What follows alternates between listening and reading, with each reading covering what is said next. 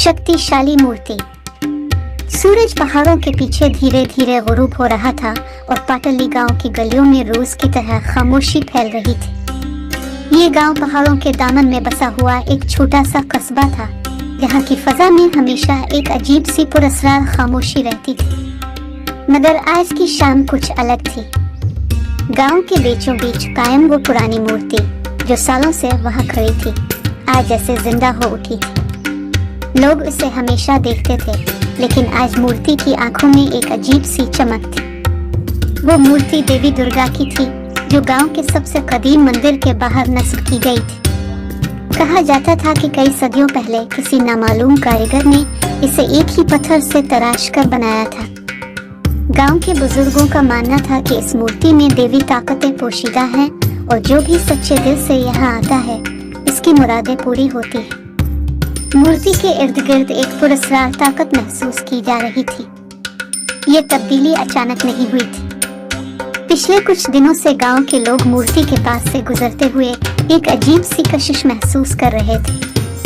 बच्चे खेलते खेलते मूर्ति के पास जाते तो जैसे कोई गैबी ताकत उन्हें वहां रुकने पर मजबूर कर देती। एक शाम गुपर, जो गांव का सबसे शरारती और बहादुर लड़का था, मूर्ति के पास पहुंच गया। उसे मूर्ति की तरफ खिंचाव का एहसास हो रहा था। वो करीब जाकर मूर्ति की आंखों में झांकने लगा। अचानक मूर्ति की आंखों से एक अजीब सी रोशनी निकली और गुपल के चेहरे पर पड़ी। गुपल घबरा गया और पीछे हट गया। इसे लगा शायद इसे वहम हो रहा है, लेकिन मूर्ति की चमकती आंखें उसे कुछ और ही बता रही थी।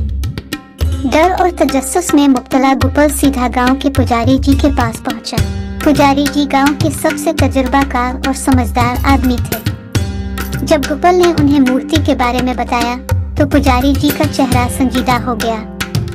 ये कोई आम वाकया नहीं है, पुजारी जी ने आहिस्ता से कहा। उन्होंने गांव वालों को जमा किया और सबको गुपल की कहानी सुनाई। लोग हैरान थे। कुछ इसे तवहम परस्ती समझ रहे थे, जबकि कुछ इसे देवी की कृपा मान रहे थे। लेकिन पुजारी जी को यकीन था कि ये किसी बड़े राज का इशारा है। अगली सुबह पुजारी जी ने मूर्ति के पास जाकर ध्यान मुराकबा किया। जैसे ही उन्होंने अपनी आंखें बंद की, एक देवी ताकत उनके अर्द गिर्द फैलने लगी। उन्हें महसूस हुआ कि मूर्ति में कोई कदीम ताकत पोशीदा है, जो वक्त आने पर जाग उठती। उनके ध्यान में उन्हें देवी दुर्गा का दर्शन हुआ, जो कह रही थी, गांव पर खतरा आने वाला है और इस खतरे से बचाने के लिए मुझे जगाया गया है। पुजारी जी ने गांव वालों को ये बात बताई तो सबके दिलों में खौफ और उम्मीद की लहर दौड़ गई। गांव के लोग अब मूर्ति की ज्यादा अकीदत के साथ पूजा करने लगे। मूर्ति के सामने हर रोज दिया जलाया जाने लगा और लोग वहां बैठकर दुआएं करने लगे। कुछ दिनों तक सब ठीक चलता रहा, लेकिन फिर एक रात गांव में कुछ अनहोनी हो गई। गांव के बैरूनी इलाकों में वाक़े जंगल से अजीबो-गरीब आवाजें आने लगी। गांव के मवेशी बेचैनी से चीखने लगे। लोग डर के मारे अपने घरों से बाहर नहीं निकल रहे थे। इसी रात गांव के एक किसान की गाय पुरअसरार तरीके से गायब हो गई। सुबह तक गांव में खौफ और हरास फैल गया। पुजारी जी ने गांव के कुछ बहादुर नौजवानों को जमा किया, जिनमें गुपल भी शामिल था। उन्होंने फैसला किया कि वो जंगल में जाकर मालूम करेंगे कि आखिर वहाँ क्या हो रहा है। सबने मशलें हाथ में पकड़ी और जंगल की तरफ चल दिए।